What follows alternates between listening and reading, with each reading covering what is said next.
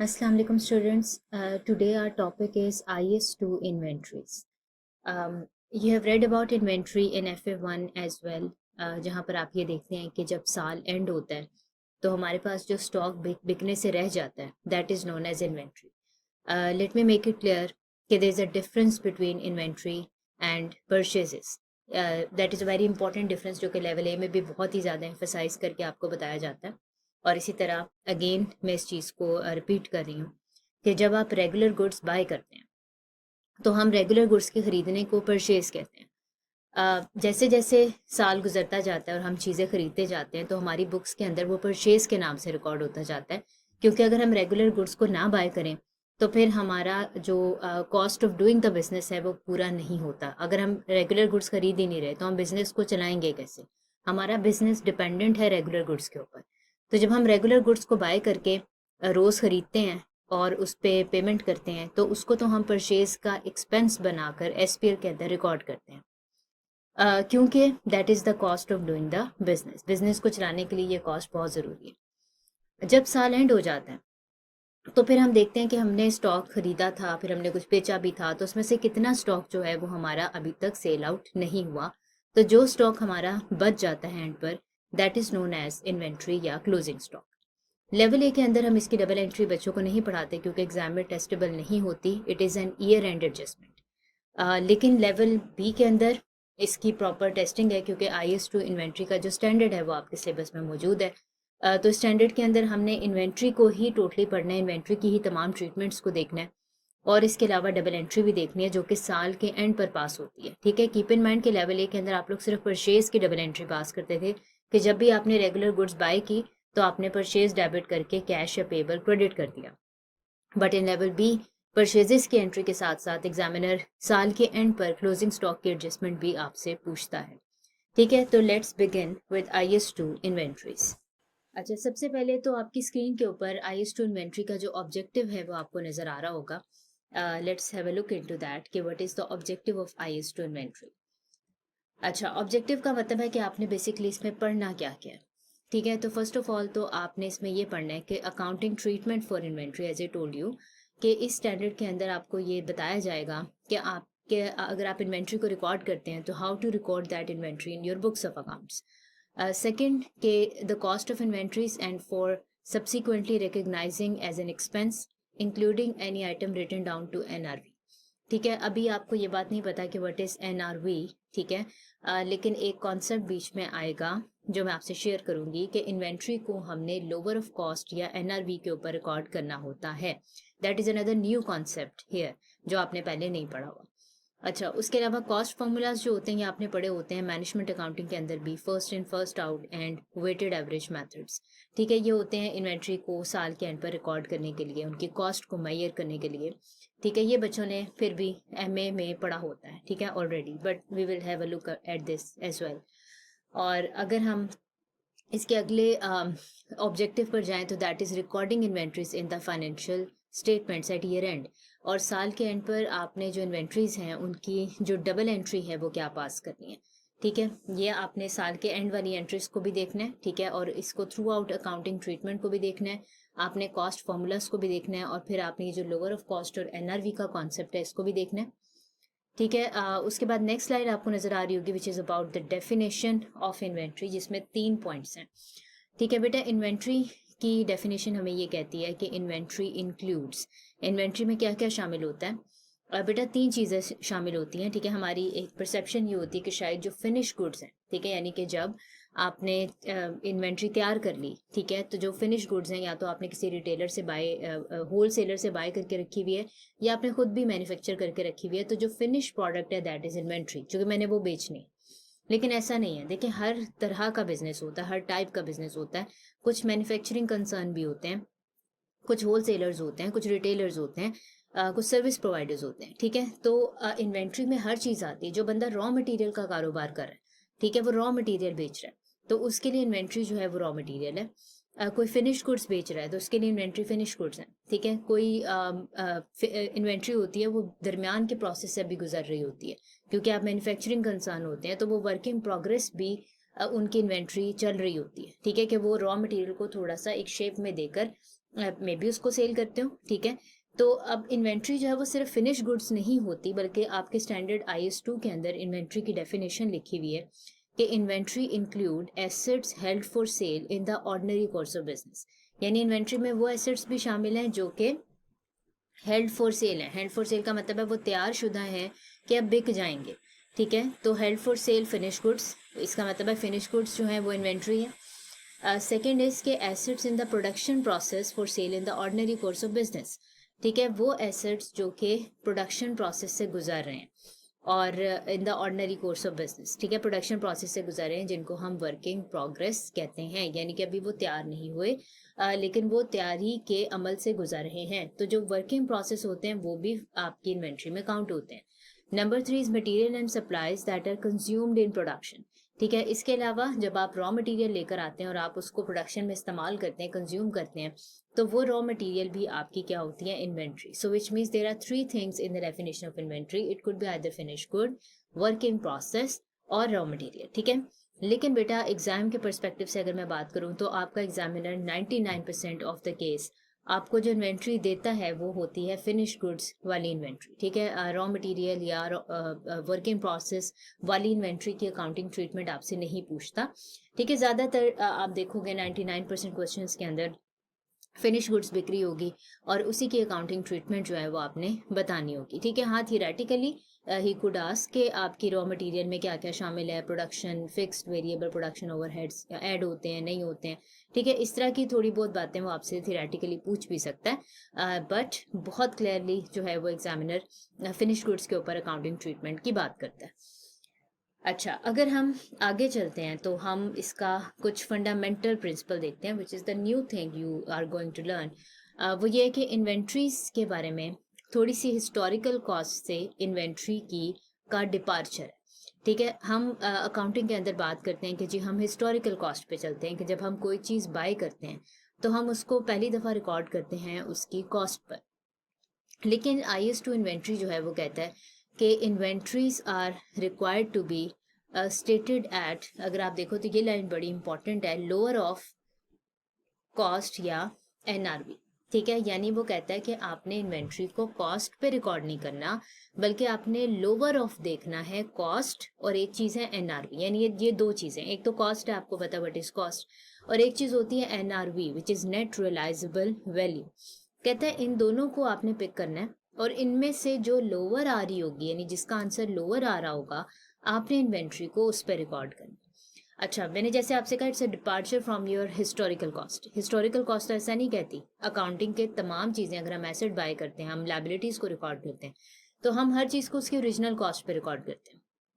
लेकिन ये कुछ इन्वेंट्री के बारे में ऐसी बात कर रहा है कि हम उसको कॉस्ट या NRV में से जो कम आ जाए आंसर उस पर रिकॉर्ड करते हैं। तो पहले तो हमें ये समझना होगा कि स्टैंडर्ड ऐसा क्यों कह रहा है, ठीक है। तो उसके पीछे जो स्टैंडर्ड की लॉजिक है वो अभी मैं थोड़ी देर तक एक्सप्लेन करती हूँ। उससे पहले मैं थोड़ी आसान चीज़ की तरफ जाती हूँ कि आपकी स्टैंडर्ड में जो कॉस्ट है, ठीक है, आपको कॉस्ट तो पता ही है ना कि इन्वेंट्री जो होती है वो ओरिजिनली कॉस्ट पे रिकॉर्ड होती है। तो समटाइम्स आपको 2 मार्क्स के अंदर एक क्वेश्चन आ जाता है कि जो इन्वेंट्री की कॉस्ट है उसमें क्या क्या शामिल होता है, ठीक है। तो बेटा इन्वेंट्री की जो कॉस्ट है that includes cost of purchase, ठीक है, कि आपने जो इन्वेंट्री है वो कितने की बाई की है, इंक्लूडिंग के आपको पता है कि तमाम डायरेक्टली एट्रीब्यूटेबल कॉस्ट एसेट की कॉस्ट में ऐड होती है, कि आपने हैंडलिंग की, आप मे बी आपने उसको बाहर से मंगवाया है, आपने उसकी पैकिंग करवा ली है, आपको इम्पोर्ट ड्यूटीज़ पड़ गई हैं, आपको टैक्सेस पड़ गए हैं, ठीक है। और टैक्सेस में हम इस बात का ख्याल रखते हैं कि जो टैक्सेस होते हैं वो दो होते हैं, ठीक है। दे कुड बी रिफंडेबल, या आपने IS16 में भी कवर किया होगा, और नॉन रिफंडेबल, ठीक है। रिफंडेबल का मतलब है कि वो टैक्सेस जो कि बाद में वापस गवर्नमेंट कर देती है, तो जो पैसे आपको बाद में वापस हो जाने हैं बेटा वो तो कॉस्ट नहीं बन सकते।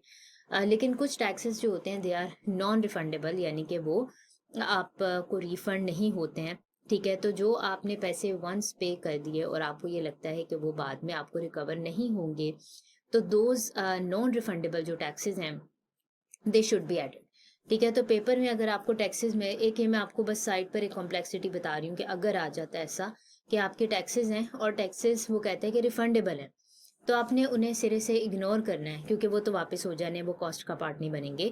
लेकिन अगर टैक्सेस नॉन रिफंडेबल नेचर के हैं तो फिर आपने उसको कॉस्ट में ऐड करना है, ठीक है। इसके अलावा कोई भी डायरेक्टली एट्रीब्यूटेबल कॉस्ट जो होती है, it could B packing, handling, transportation, ठीक है ना, ये सब आ जाती हैं।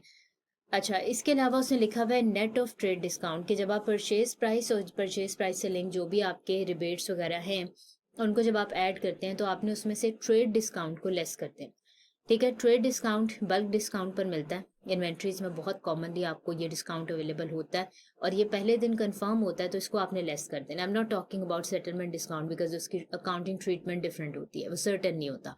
I am talking about trade discount, जो कि आपने स्ट्रेट अवे यहाँ से क्या कर देना है, लेस कर देना है। अच्छा, then we have cost of conversion, कि आपकी अगर तो आप लोग मैन्युफैक्चरिंग कंसर्न है तो फिर आपने जो है वो रॉ मटेरियल से फिनिश गुड्स की तरफ जाना है, तो आपको कन्वर्जन कॉस्ट भी पड़ ही सकती है, ठीक है। कन्वर्जन कॉस्ट के अंदर आपके तमाम मैन्युफैक्चरिंग ओवरहेड आते हैं, चाहे वो फिक्स नेचर के हैं या वो वेरिएबल नेचर के हैं, लेकिन तमाम के तमाम आपके जो मैन्युफैक्चरिंग ओवरहेड्स हैं they are the part and the other cost. और इसके अलावा तमाम वो कॉस्ट जो कि इन्वेंट्री को उसकी प्रेजेंट कंडीशन एंड लोकेशन में लाने पर लगती है, यानी तमाम वो कॉस्ट जो कि इन्वेंट्री को उसकी आज प्रेजेंट हालत में लाने पर लगती है, वो तमाम कॉस्ट इन्वेंट्री की कॉस्ट में ऐड हो जाती है। तो 3 कॉस्ट मैंने आपसे डिस्कस की हैं, ठीक है। सिंपली जिस तरह बेटा एसेट में होता है कि आपकी परचेज प्राइस, उसमें से डिस्काउंट लेस हुआ, और उसके अलावा तमाम डायरेक्टली एट्रीब्यूटेबल कॉस्ट, जिसमें आपकी ट्रैवलिंग भी आती है, ट्रांसपोर्टेशन आती है, पैकिंग आती है, हैंडलिंग आती है, वो सब कॉस्ट इसमें ऐड होती है और फिर टोटल कॉस्ट आती है। और ये क्वेश्चन 2 मार्क्स में अक्सर एग्जामिनर पूछता है कि इन्वेंट्री की कॉस्ट के अंदर क्या क्या चीज़ें शामिल हैं, ठीक है। And that would be an easy question to handle. अच्छा, अब कुछ ऐसी कॉस्ट हैं, एक्सक्लूसिव का मतलब है कि कुछ ऐसी कॉस्ट हैं जो कि इन्वेंट्री की कॉस्ट का पार्ट नहीं होती। फॉर एग्जांपल एबनॉर्मल वेस्टेजेस, यानी कुछ ऐसा नुकसान जो कि आपने नहीं सोचा हुआ था। एक तो नॉर्मल वेस्टेज होता है ना, लेकिन एक एबनॉर्मल होता है जो कि आपने सोचा नहीं हुआ था कि ऐसा हो जाएगा, ठीक है। अनफोर्सीन सर्कमस्टांस का नतीजा हो सकता है। तो एबनॉर्मल वेस्टेजेस कभी भी इन्वेंट्री की कॉस्ट में आपने ऐड नहीं करने। इसके अलावा आपने कभी स्टोरेज कॉस्ट को ऐड नहीं करना, ठीक है, बिकॉज स्टोरेज कॉस्ट का मतलब है कि आपने इन्वेंट्री को कहाँ संभाल कर रखा हुआ है और वो आपकी वेयर हाउस की कॉस्ट है। तो वेयर हाउस की कॉस्ट तो फिक्स होती है, उसका जो रेंट है वो फिक्स होता है और वो आपने देना ही देना होता है, इरिस्पेक्टिव कि कितनी इन्वेंट्री वहाँ पर पड़ी है या किसी टाइम पर इन्वेंट्री पड़ी ही नहीं हुई, ठीक है। तो इसी तरह स्टोरेज कॉस्ट चूँकि बिल्कुल फिक्स कॉस्ट होती है और उसका प्रोडक्शन से कोई ताल्लुक नहीं है, तो हम उसको भी ऐड नहीं करते। इसी तरह एडमिनिस्ट्रेटिव जितने भी आपके एडमिन एक्सपेंसेस हैं जो कि बिल्कुल प्रोडक्शन से अनरिलेटेड हैं, ठीक है। कुछ production related fixed and variable overheads तो हम ऐड करते ही हैं, जैसे मैंने पीछे शो किया, लेकिन कुछ जो कि प्रोडक्शन से रिलेटेड नहीं होते तो उनका तो कोई तुक नहीं बनता कि हम उनको इन्वेंट्री की कॉस्ट का पार्ट बनाएं भी, ठीक है। तो वो हम नहीं बनाएंगे। इसके अलावा selling cost, selling distribution cost, इनका भी कोई ताल्लुक इन्वेंट्री के साथ नहीं होता है, राइट। तो ये कुछ एक्सक्लूसिव कॉस्ट्स हैं जो कि आपको पेपर में बताई जाती हैं। अच्छा, अब next concept is what is net realisable value and what is the use of NRV, और इसका कॉन्सेप्ट आया कहाँ से। कॉस्ट का चैप्टर क्लोज है, ठीक है। वी हैव रेड दैट कि कॉस्ट में क्या क्या आता है, मे बी आपने एमए में या किसी भी पॉइंट ऑफ टाइम पर इसको पढ़ा भी होता है। एनआरवी का कॉन्सेप्ट क्या होता है कि बेटा हमारी कुछ इन्वेंट्री होती है जो कि ख़राब होती है या ऑब्सोलीट होती है या उस पर स्क्रैचेस होते हैं। It's a very common practice, I am not saying anything जो जिससे आप फेमिलियर ना हो, ठीक है। आप जानते हैं कि जब सामान आता है तो गोडाउन के अंदर वो बस भेज दिया जाता है। अब जब भेजते हैं तो समटाइम्स चीज़ के ऊपर चीज़ पड़ती है तो उस पर स्क्रैच आ जाता है। कुछ फ्रेजिल चीज़ें होती हैं वो भी टूट फूट का शिकार होती हैं। इसी तरह ट्रेंड चेंज होने के साथ साथ कुछ चीज़ें ऑब्सोलीट हो जाती हैं, मार्केट में उसकी डिमांड कम हो जाती है, कुछ चीज़ें ख़राब हो जाती हैं।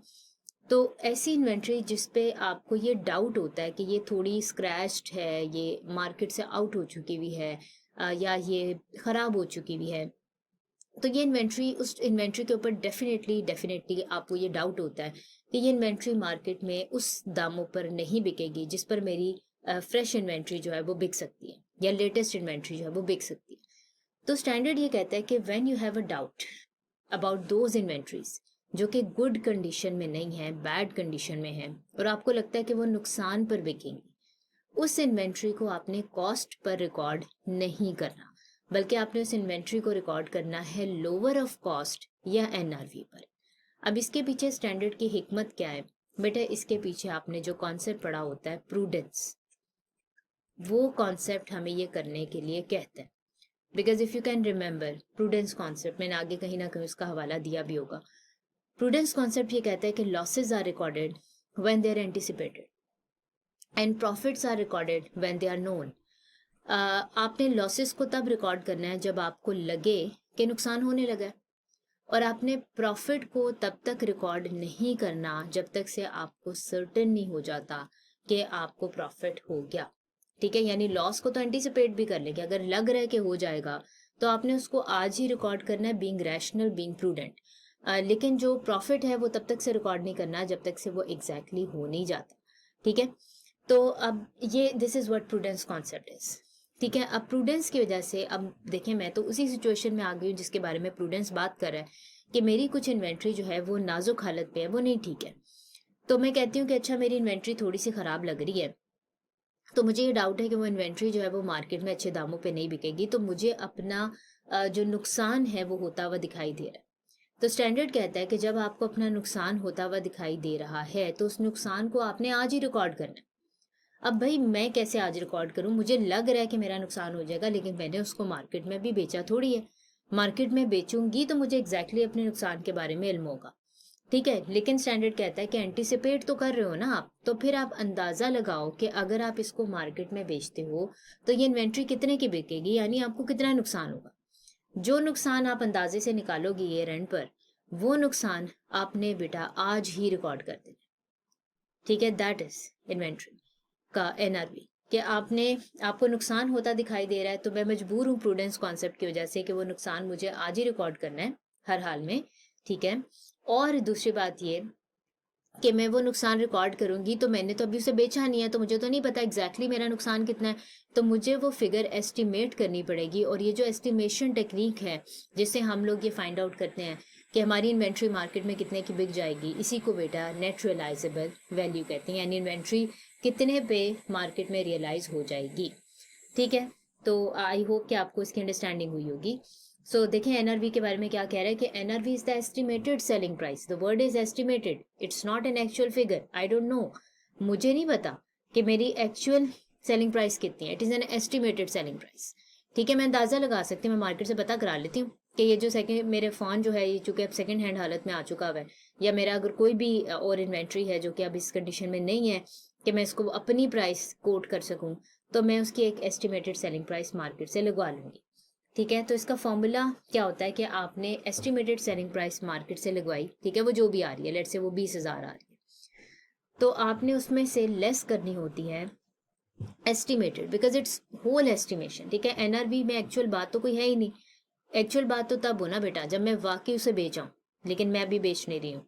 ठीक है, अभी तो मैं ईयर एंड पे रिकॉर्डिंग कर रही हूँ। तो estimated cost of completion and the estimated cost necessary to make the sale. ठीक है, अब ये है वो कॉस्ट जो बेचने पर लगेगी। एक तो कितने का बिकेगा, वो कॉस्ट आपने एस्टिमेटेड लिख दी, that is your selling price. दूसरी चीज़ यह है कि वो कितने जब बिकेगा तो उस पर कितनी लागत लगेगी, कितनी कॉस्ट लगेगी। अच्छा, जाहिर है कि जब एक चीज़ ख़राब होती है, उसमें स्क्रैच होती है या कोई और मसला होता है, तो आप लोग कोशिश करते हैं कि भाई उसको इतनी बुरी हालत में ना बेचा जाए, क्योंकि इस तरह तो हमें बहुत ही कम पैसे मिलेंगे, तो लोग उसकी एक शक्ल सूरत निकालते हैं। ठीक है, आप रेगुलर भी देखते हैं कि अगर फ़ोन्स पे स्क्रैच हो जाए या कुछ हो जाए तो आप लोग मोबाइल फ़ोन्स की स्क्रीन को एक दफ़ा रिप्लेस करवा लेते हैं कि चलो टूटी हुई स्क्रीन किसी को दिखाएंगे, वो तो बहुत ही कम पैसे देगा कि टूटी हुई स्क्रीन दे रहे हो, स्क्रीन तो मुझे खुद लगवानी पड़ेगी। तो आप लोग उस पर प्रोटेक्टर, स्क्रीन, ये चीज़ें लगवाते हैं ताकि उसकी कोई शेप निकला है, और चलो जहाँ उसने 20,000 का बिक जाना है, ठीक है, अगर मैंने ना स्क्रीन लगवाई तो शायद तो ये 10 भी ना दे मुझे इसका कोई। ठीक है, तो जाहिर है जब कोई चीज़ ख़राब होती है तो उसको बेचने पे कोई कॉस्ट लगती है। ठीक है, अब चाहे आप उसकी शक्लो सूरत चेंज करा रहे हैं, आपको कॉस्ट लग रही है, मे बी उसको बिकवाने के लिए आपको एजेंट हायर करना पड़ा है और इस एजेंट को कमीशन देना पड़ रहा है, तो ये भी बिकवाने की कॉस्ट में शामिल है। ठीक है, ये फिक्र आपने नहीं करनी, क्योंकि ये तमाम जो अमाउंट है ये एस्टिमेशन है। तो आपको क्वेश्चन के अंदर एग्जामिनर बताएगा कि इन्वेंट्री बेचने की एस्टिमेशन कॉस्ट कितनी है। ठीक है, मतलब अगर मैं बेच रहा हूँ, हो सकता है वो आपको कहे कि सेलिंग प्राइस का 5% हम एजेंट को कमीशन पे करते हैं बेचने के लिए, या मे बी वो कहे कि इसको ठीक करवाने की कॉस्ट जो है वो इतनी लग जाती है। तो ये तमाम बातें एग्जाम में गिवन होती हैं, आपने सिर्फ उसको यहाँ पे प्लग इन करना है। ठीक है, तो एस्टिमेटेड सेलिंग प्राइस भी एग्जाम में गिवन होगी, आपने उसको यहाँ पे लिखा। मैं फर्ज कर लेती हूँ कि मुझे 2000 इस एसेट को थोड़ा सा ठीक कराने पे लग जाता है या बेचने पे लग जाता है। ठीक है, तो बेटा मेरी एनआरवी जो है वो 18,000 निकल आएगी। ठीक है, इतना शॉर्ट सा फॉर्मूला है कि आपने ये देखना है कि मार्केट में एसेट जो है वो कितने का बिकेगा और उसको बेचने पर कितनी कॉस्ट आएगी। इनको नेट कर दें तो एनआरवी निकल आएगी। अब आपने क्या करना है कि जो यूनिट्स खराब हैं, अगेन मैं ये आपसे कहूंगी कि ये सारी इन्वेंट्री पे बात नहीं हो रही। जो इन्वेंट्री ठीक है वो तो आपकी मर्जी से बिकेगी। ठीक है, आपके मर्जी के मार्जिन, आपकी मर्जी के मार्कअप पे बिकेगी। उस इन्वेंट्री को कॉस्ट पर ही रहने देना है। गुड इन्वेंट्री की तो बात ही नहीं हो रही, प्रूडेंस तो लग ही नहीं रहा गुड इन्वेंट्री के ऊपर। प्रूडेंस लग रहा है बैड इन्वेंट्री के ऊपर, कि जो इन्वेंट्री खराब है, जिस पे डाउट है, उस इन्वेंट्री के लिए you have to measure NRV, और फिर कॉस्ट तो आपने पहले निकाल रखी होती है, तो उनमें से जो लोअर आएगा, ठीक है, उसके ऊपर आपने रिकॉर्डिंग करनी है। राइट, आगे चलते हैं। वो कहते हैं any return down to NRV should be recorded as an expense in the period in which return of occur. अच्छा, अब क्या होगा, मैं फर्ज करती हूँ एनआरवी जैसे मेरी 18 आई है, तो मैं कहती हूँ कि मेरी कॉस्ट जो थी वो थी 25। ठीक है, और मैंने इसको कंपेयर किया एनआरवी के साथ। हर एंड पर जो इन्वेंट्री खराब है उसके साथ सलूक तो यही करना है कि उसकी कॉस्ट को एनआरवी से कंपेयर करना है। एनआरवी आ रही है जी मेरी 18,000। ठीक है, तो आप ये कहो कि 7,000 से इन्वेंट्री डाउन हो रही है ना, 25 से मेरी इन्वेंट्री 18 पर आ गई है, तो इसका मतलब है कि 7,000 लेट से मेरी इन्वेंट्री जो है वो कम हो गई है। तो ये जो 7,000 से इन्वेंट्री रिटर्न डाउन हुई है, ये एक्सपेंस एसपीएल के अंदर स्ट्रेट अवे रिकॉर्ड हो जाएगा उसी दिन जिस दिन आप अंदाजा लगाओगे, क्योंकि प्रूडेंस ने हमें यही कहा था कि anticipated losses are recorded immediately, कि जब आपको लॉस होता हुआ दिखाई दे रहा है तो आपने उसको फौरन रिकॉर्ड करना है। तो मुझे साल के एंड पे लग रहा था कि मेरी इन्वेंट्री जो है वो खराब हो रही है, तो मुझे इसको एनआरवी के ऊपर शिफ्ट कर देना चाहिए, तो मैंने कर दिया। तो जब मैंने एनआरवी पे शिफ्ट किया तो वो कॉस्ट से डाउनवर्ड आई। जब वो कॉस्ट से कम आई तो 7,000 नीचे गिरी मेरी इन्वेंट्री, तो 7,000 का जो लॉस है वो मैंने इमीडिएटली एसपीएल के अंदर रिकॉर्ड किया। और इन्वेंट्री अब मेरी एसएफपी में जो रिकॉर्ड होगी वो 25 पर नहीं होगी, वो 18 के ऊपर होगी। ठीक है, and this is all about bad units, कि बैड यूनिट को कॉस्ट पे नहीं रखते, बैड यूनिट्स को लोअर ऑफ कॉस्ट या एनआरवी पे रखते हैं। ठीक है, हाँ ये भी हो सकता था और ऐसा हो भी जाता है कि लेट से अगर मैंने अभी कहा है कि मेरी कॉस्ट 25 है, ठीक है, तो मेरी कॉस्ट 25 है, लेकिन मेरी जो एनआरवी है, ठीक है, वो निकल आती है 30,000। ऐसा भी हो सकता है कि मेरी कॉस्ट 25 है, एनआरवी ज्यादा है, तो मैंने तो लोअर ऑफ कॉस्ट या एनआरवी पिक करनी है, तो मैं कहूंगी कि मेरी इन्वेंट्री तो 25 पर ही है, फिर वो मुझे क्या जरूरत है उसको 30 पर लाने की, वो आ ही नहीं सकती, मुझे तो लोअर उठाना है। ठीक है, तो उस केस में फिर हम इन्वेंट्री को कॉस्ट पर ही रहने देते हैं जिस पर वो ऑलरेडी होती है, हम उसको एनआरवी पे शिफ्ट नहीं करते। अच्छा, अब क्वेश्चन ये कि ऐसा क्यों होता है, आपने कहा खराब इन्वेंट्री है, तो खराब इन्वेंट्री की तो एनआरवी जो है वही कम आती है। ठीक है, रियलाइजेबल वैल्यू कम आती है क्योंकि बिकता ही सस्ते पर है। लेकिन ऐसा हो सकता है कि समटाइम्स हमारे पास कोई बहुत पुराना प्रोडक्ट पड़ा होता है, ठीक है, हमें लग रहा होता है कि वो मार्केट में अच्छे दामों पर नहीं बिकेगा, लेकिन जब हम उसको मार्केट में बेचने जाते हैं तो बेटा ये होता है कि वो इन्वेंट्री एक तरह से एंटीक बन जाती है। ठीक है, कुछ आपको पता होगा पुरानी चीज़ें होती हैं, जैसे कोई बहुत पुरानी वॉल क्लॉक है, बहुत पुराने तर्ज की कैसेट है या पुराने तर्ज का कैमरा है, ठीक है, तो वो लोग उसको एंटीक के तौर पे बाय कर लेते हैं। ठीक है, तो समटाइम्स ऐसा होता है कि हमें लग रहा होता है कि वो चीज़ पुरानी है, कोई खरीदेगा नहीं, लेकिन लोग उसको एंटीक के तौर पर बाय कर लेते हैं और वो महंगी बिक जाती है। ठीक है, तो मार्केट में अंदाजा लगवाते हैं तो वो कहते हैं भाई इस तरह की जो वॉल क्लॉक्स होती हैं तो लोग खरीदते हैं महंगे पे, तो फिर हमारी कॉस्ट कम पड़ जाती है और हमारी एनआरवी ज़्यादा पड़ जाती है। ठीक है, तो फिर उस केस में हम अपनी इन्वेंट्री को एनआरवी पर लेकर नहीं आते, बल्कि हम इन्वेंट्री को कॉस्ट पर ही रहने देते हैं। ठीक है, तो ऐसा भी हो सकता है। So you have to check every time. ठीक है ना, आपने ये एक रटा नहीं लगा लेना कि हमेशा एनआरवी ही कम आएगी, आपने दोनों निकालना और फिर then you have to compare both, और उनमें से फिर जो एक्चुअली कम आ जाए, ठीक है ना, उसके ऊपर बेटा आपने रिकॉर्डिंग करनी है। अच्छा, वो कहते हैं the valuation is in accordance with the prudence concept. ये मैं आपको पहले समझा चुकी हूँ कि losses are recorded when they are anticipated and profits are recorded when they are realised या नोन। कि प्रॉफिट सिर्फ तब रिकॉर्ड करते हैं जब वाकई प्रॉफिट हो जाता है, लेकिन लॉसेस को तब रिकॉर्ड कर लेते हैं जब आपको लग भी रहा हो कि लॉस हो जाएगा। तो ये प्रूडेंस की वजह से सब कुछ हो रहा होता है, राइट। अच्छा, let's have an example of NRV. ठीक है। एग्जाम्पल हमें क्या कह रही है कि company ABC incorporation has an estimated expected selling price of inventory 5,000.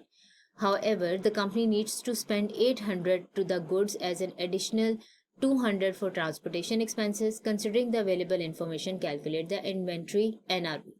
अच्छा, ये मैंने छोटा सा क्वेश्चन सिर्फ इसलिए डाला है कि आपको NRV कैलकुलेट करनी आ जाए। तो वही formula estimated selling price minus estimated cost to make the cell.